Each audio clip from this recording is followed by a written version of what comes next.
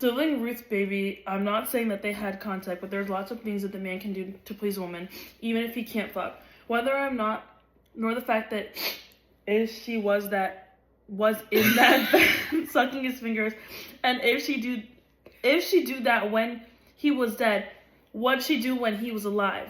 Nothing to do but kill a woman like that, I swear. Many's the days I regret she talking me out of killing her. That's what it says. It's what it says. But I wasn't looking forward to spending the rest of my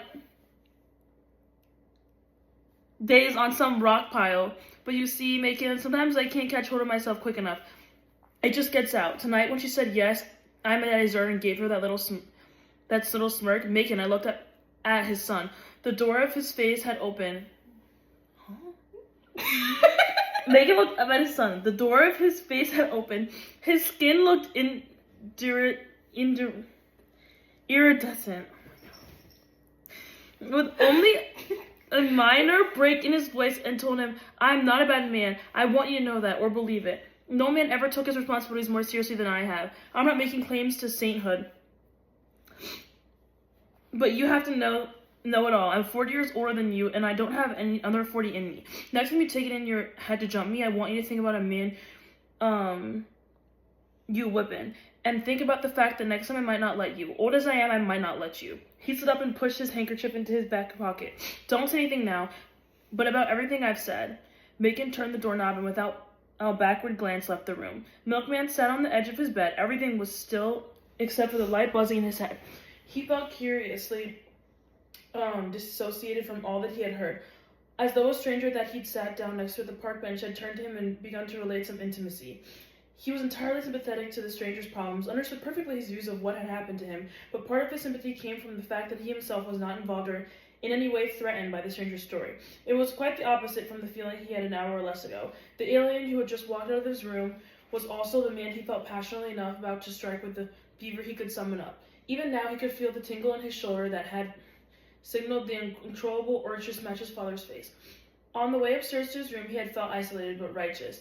He was a man who saw another man hit a helpless person, and he had interfered. Wasn't it the history of the whole world? Isn't that what men did? Protected the frail and confronted the king of the mountain? And the fact that the frail was his mother and the king of the mountain was his father made it more poignant, but did not change the essential facts. No, he did not want to pretend that it was for love of his mother. He was too indisputable to shadowy for love. But it was her vaporishness that made her more needful of defense. She was not a material drudge. Her mind pressed flat, her shoulders hunched under the burden of housework and care of others, brutalized by a bear of man, nor was she the acid-tongued shrew who defended herself with a vicious vocabulary and a fast lip. Ruth was a pale but complicated woman, given to deviousness and ultra-fine manners. She seemed to know a lot and understand very little.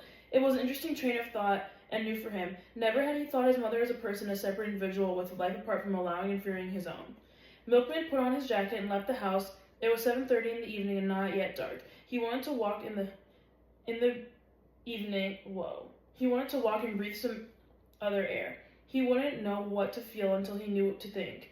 And it was difficult thinking that in his room, where the silverback brushes and the empty initials shone in the light, is where the chair his father had just sat in held the imprint of his buttocks in the cushion. As the stars made themselves visible, Milkman tried to figure out what was true and what was part of true and had anything to do with him. What was he supposed to do with this new information his father had dumped on him? Was it an effort to cop a plea?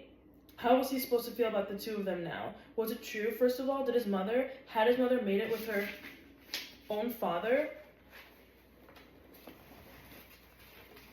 Macon had said no, that the doctor was impotent. How did he know? Well, he must have known what he was talking about because he was much too eager for it to be true to let it go if there were any possibility it could have taken place. Still, he admitted there were other things a man could do to please a woman. God damn, Milkman said aloud. What the fuck did he tell me all that shit for? He didn't want to know any of it. There was nothing he could do about it. The doctor was dead. You can't do the past over. Milton's confusion was rapidly turning to anger. Strange motherfuckers, he whispered, strange. If he wanted me to lay off, he thought, why did he just say that? Just come to me like a man and say, cool it. You cool it, and I'll cool it. We'll both cool it. And I'd say, okay, you got it. But no, he comes to me with some way out tale about how come and why. Milkman was heading towards Southside. Maybe he could find a guitar. A drink with a guitar would be just the thing. Or if he couldn't find a guitar, he'd go see Hagar. No, he didn't want to talk to Hagar, to any woman just yet. Talk about strange. Now that was a really strange bunch. His whole family was a bunch of crazies. Pilot singing all day and taking off the wall, Reba turning on for everything in pants, and Hagar, well, she was fine, but still, she wasn't regular.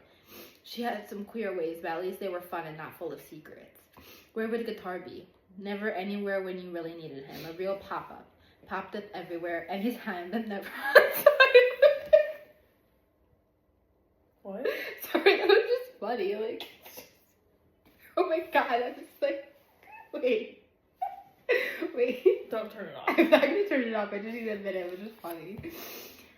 Where was I? But never on time.